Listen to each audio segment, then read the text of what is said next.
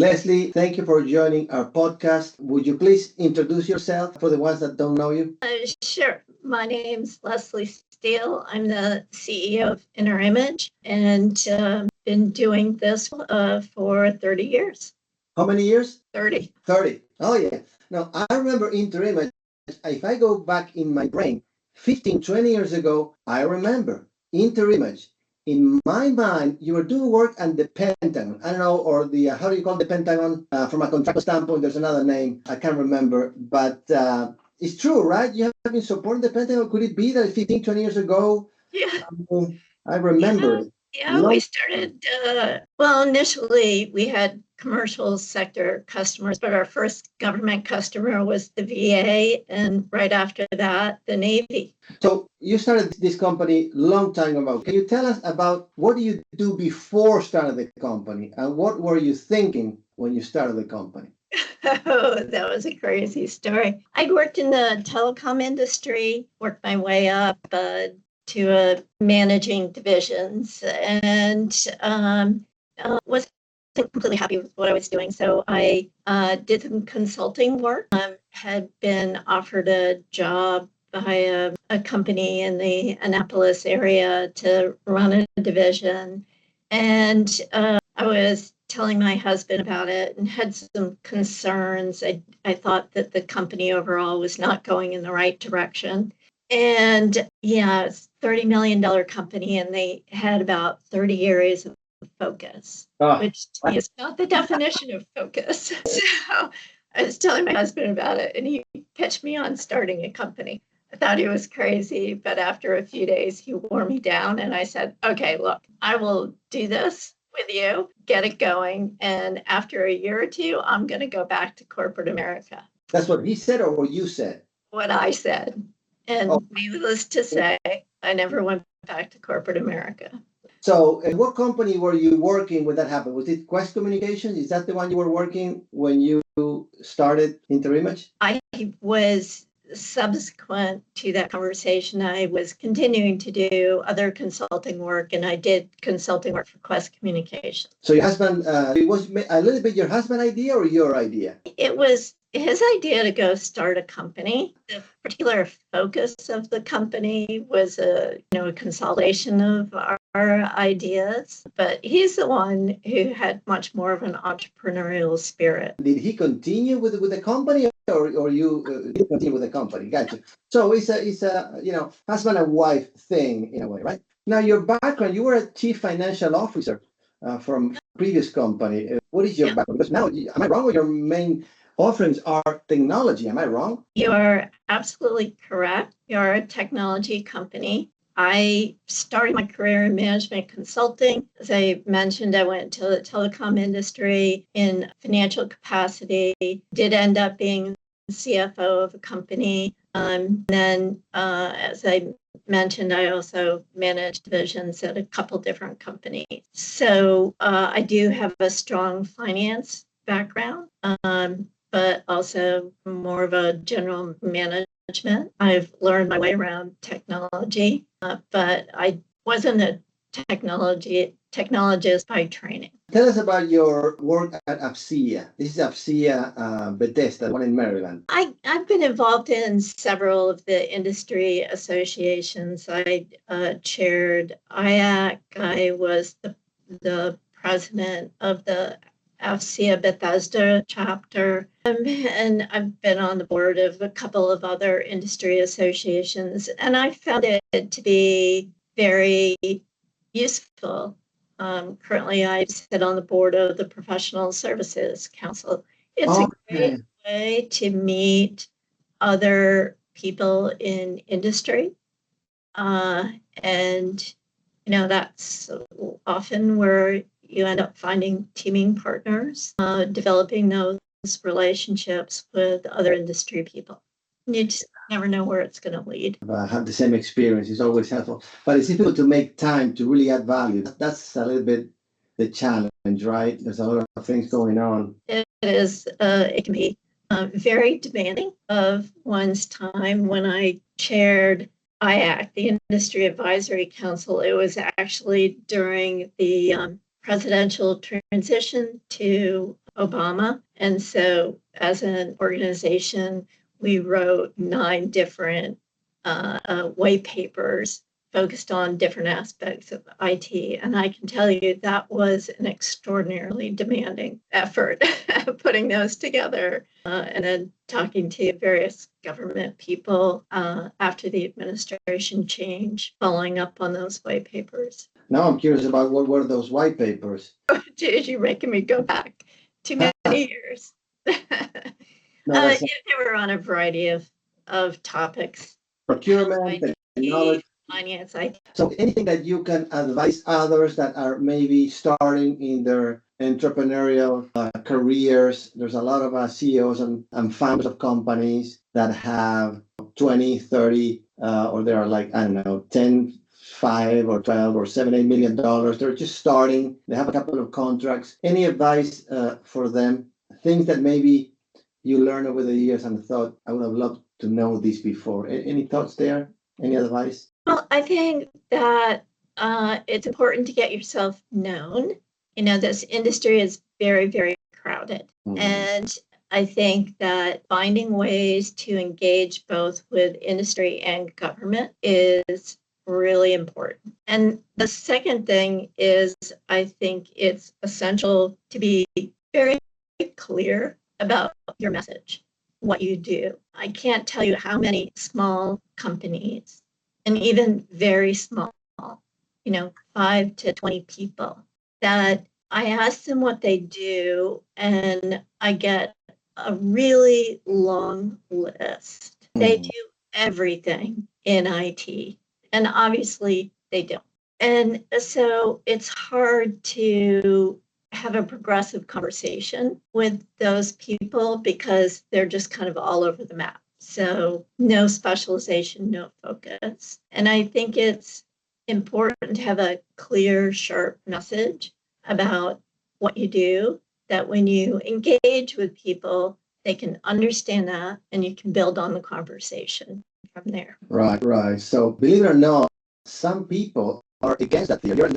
I think the same way. Specialize or die type of thing. But some people, they like to go with the customer in their journey. For example, they do a data center for them and do the cyber of the data center. And then, they migrate to I don't know, they, have been a little bit on your side, quote unquote, on specialization. I'm not sure how companies can be persuasive or convincing if they say they do everything. But could it be true that when companies grow, then is when they have the luxury of doing more things? But maybe when they start, they're more restricted because it's just unbelievable. Could that be the way to approach it? At the beginning, you specialize, and as you grow, you can have the luxury of maybe. You think that's possible?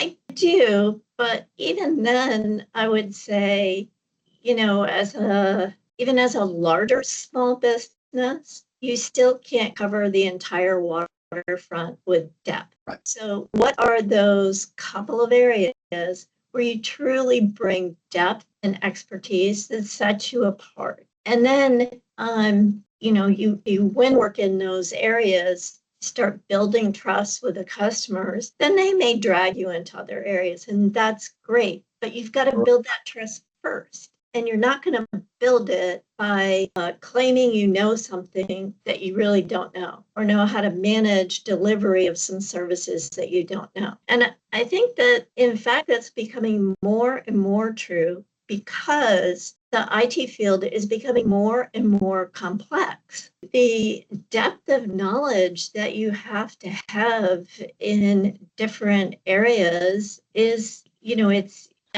how can you be an expert at application development and an expert at network communications and an expert in offensive cyber, different areas. And while sure, you do application development, components of cyber, but not everything. Oh, yeah. You know about integrating the application into systems, but that doesn't mean you're an expert on the network layer below that. So there's just increasing complexity. And I think being able to demonstrate real knowledge helps develop trust. What other advice do you have?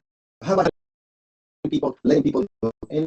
So I think that hiring people is a very difficult challenge. And, there's been this mantra for years about get the right people on the bus. Right. No, Jim Collins. It is not that simple because even if you know the right person, maybe they're gainfully, happily employed and they just don't want to take that risk right now. Even though they know you, like, wish you luck. Nah, they're happy doing what they're doing. So you have to figure out what is that composition of people that you can afford, you can convince to come join you, and what is the balance of their strengths and weaknesses that you can offset those. So it's a real challenge. I think in many respects that phrase "get the right people on the bus" is just done a disservice in that it makes it so simple. Oh, just find the right person and then you're all set. No, it's not that simple. That right person may not be available. So it's tough. And I think with respect to letting people go, dally forever about the person that you know is not contributing. Sometimes it's, oh, I don't want to, this person's my friend. I don't want to let them go. No, Right. this is business. But how do you do that? Do what's right for the company. You have to muster the courage and do it, right? Right. Yeah, but it is tough. It is tough. Yeah. Any mentors that you have had, maybe former federal employees or federal employees, or maybe other CEOs that help you along the way with I advice? think I've learned a lot from a whole range of people. Have I had any mentor per se? No, I haven't, but I definitely seek to learn from a wide array of people, get different opinions, and some along the way I should have listened to more than I did, but shame on me. It's been a learning process. Yeah. It's for everyone. What do you see in these days in the news or with this administration? What do you think are the changes? How do you go for you in 2025? And what are the things are the main changes for technology vendors, government contractors in general? If you could summarize them, what would you say? For me, it's tough. It's difficult. I don't know what you think about it very well. Obviously, last year was a challenging year for many companies. We managed to come through unscathed, but DOGE, budget cuts, that all made for a very challenging year. I feel like this year we've got more stability. We obviously had shutdowns, but we're past that. Except for DHS, we've got budgets. Things are moving forward. I think there's more clarity.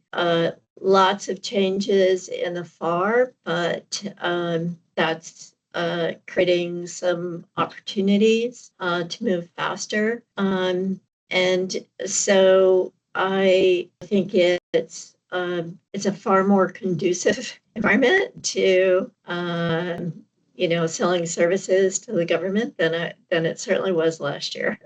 Oh yeah.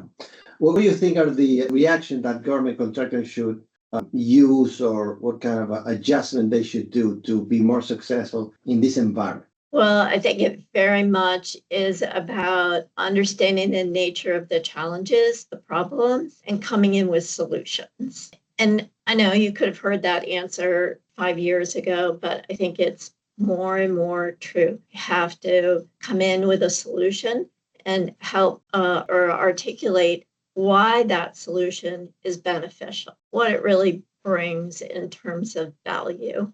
And, I think that the government is more embracing AI, and it's creating opportunities, but it's, I think that they're being, I would say, discriminatory about how they assess value, which is a good thing. So I used a word that probably would connote something bad, but in that... we got to discriminate one thing against the other. That's all. Exactly. So there are a lot of kind of what I'll call Me Too, just a wrapper around, for example, a ChatGPT that's not really bringing value. So how is that solution, whatever it is, really adding value in a meaningful way? And I think the government's just getting a lot smarter about that, what they're looking for. I think the new FAR clauses talking about AI and the need for governance, I'm a big fan. I think it's great. So I think it's will be a positive in terms of being able to really effectively leverage these new technologies. And I think all of this leads me back to my initial point. You've got to come in with a solution, in whatever area that is. Right now I'm talking about AI, but plenty of new solutions in cyber. Those attacks are going up enormously. And so the government is open to solutions that can really demonstrate positive results. What are some of the challenges that you have found or still find in terms of growth and BD? What is a difficult thing that you keep trying to figure out, or you think others also keep trying to figure out, or keep trying to? And I do BD, so this is one of my favorite topics. But what are the main challenges in BD in your mind from a company right now? Or maybe they remain the same thing. Maybe they remain the same topics. But what are your thoughts? I think number one is getting in front of the right people in the government. And first of all, it's not easy necessarily getting them to pick up the phone or meet.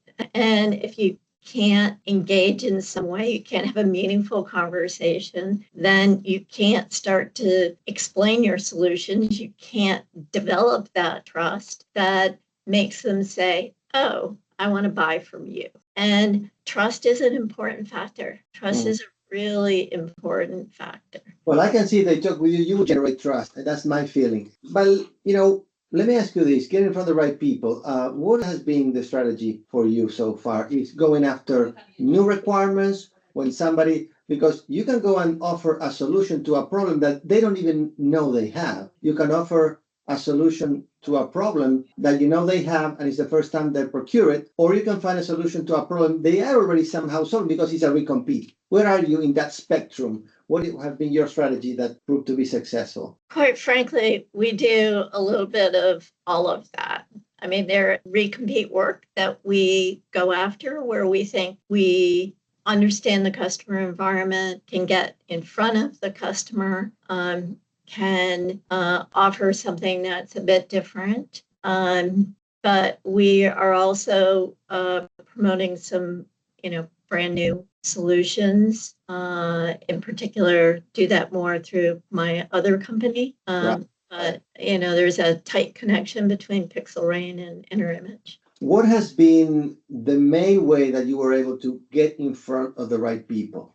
Was that through your direct line of communication and what you were saying before, knowing exactly what the solution is? Have that been through partners? Was that through the contracting officer? What do you think? What have been for you the main ways that you were able to, like you said, get in front of the right people? Well, I think it's being relentless. So relentless about calling and emailing, finding the people that you think you want to talk to and calling and emailing until you can finally reach them or connect in some way. It's being relentless about attending events or conferences where there will be government people present, and then relentless about talking to them, connecting with them, and then following up. So, I would say the common theme in all of that is relentless.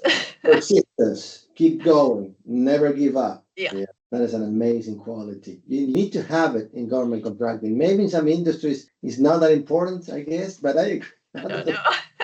You got to keep trying. It could be exhausting. And people will say no. You will call and they don't want to meet. Yeah. But you got to keep going, sometimes for years. Yeah. It pays off. Now, any thoughts on the fact that a lot of the government employees have been changed, a lot of people have been laid off? Any thoughts on relationships and this? Do you think, I think people are still changing. That is not only 2025, it continues, right? I mean, somebody just told me that and I didn't realize. So how to get for the right people in this environment? It's more difficult, right? Or no? It is definitely more difficult. The person that you may have known or at least kind of known and maybe could try and reach out to is suddenly not there. And who is filling that?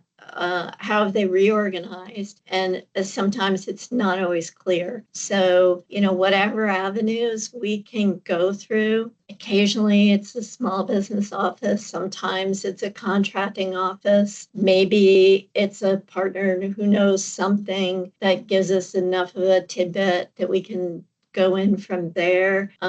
Or it's, as I said, attending events where there are government people and asking for referrals. And, oftentimes they're pretty good at that. If you present and, good ideas, if you can be articulate, then it starts to build that relationship, and then they will do referrals, and that helps. I was looking at your wins, which I'm amazed because you have win in 2026, 25, which for a lot of people were bad. But sorry, I couldn't follow the referral idea. Can you repeat that, please? What do you say about referrals?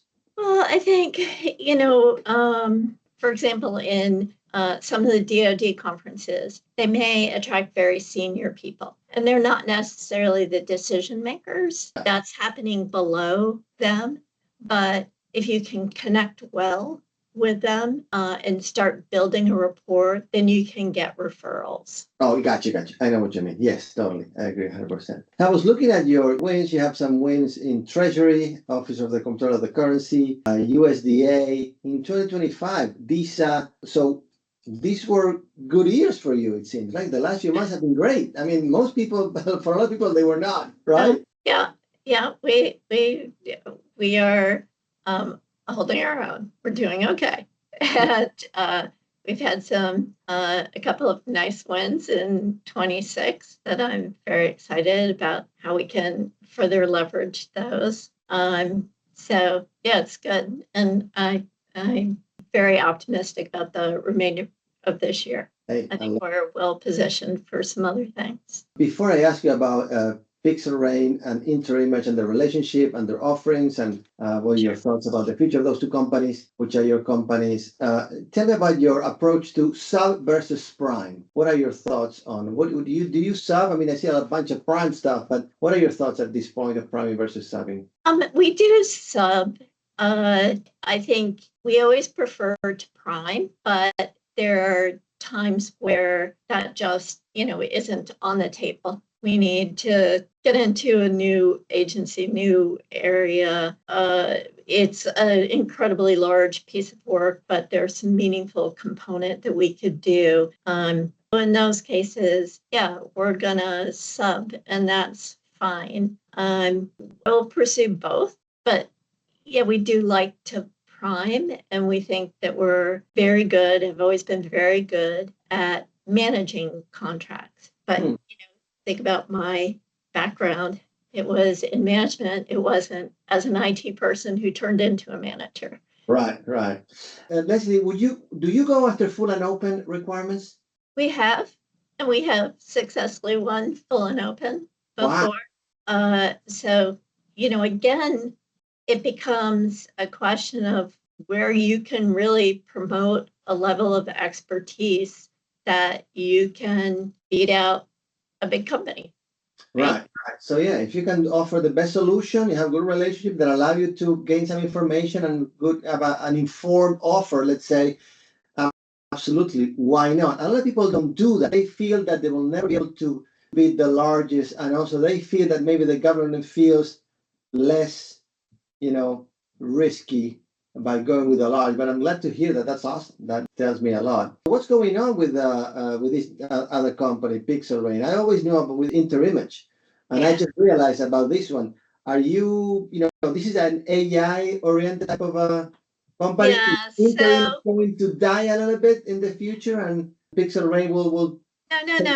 No. Interimage is a services company. Pixel is a product company. Oh, okay. And I think that putting the two under the same umbrella is very challenging because so many of your processes are different across the two companies. And so I think it's best to keep that separate.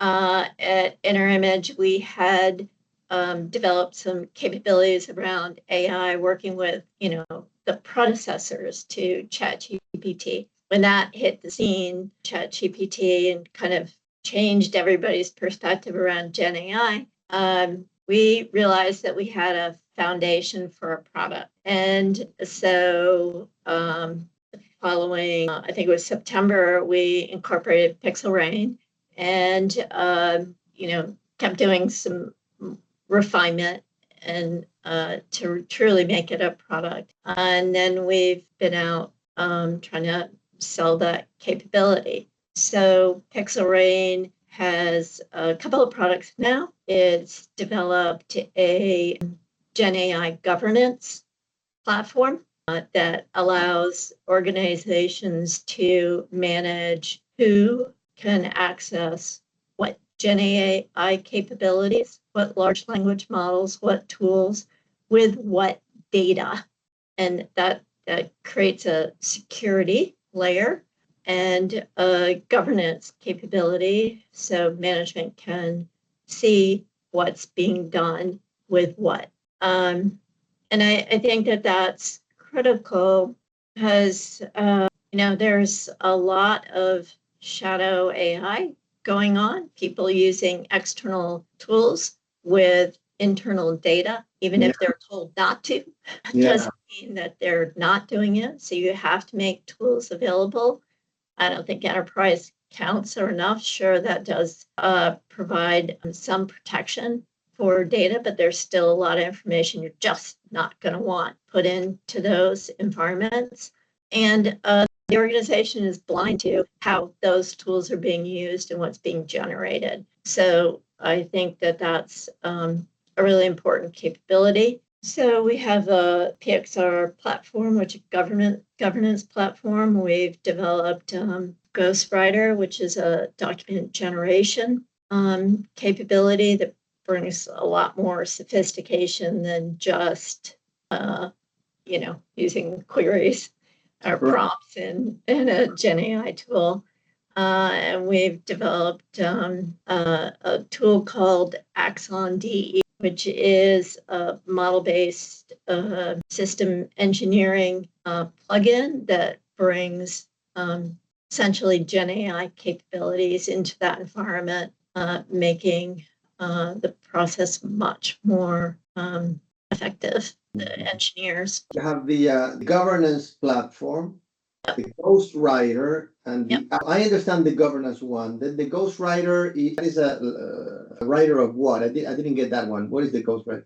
So generate all sorts of content. It can be installed in an organization's environment, used with its own documents, be that, administrative documents, proposal documents, whatever, and you can use it to generate content. Right. It is generated from your existing content type of thing.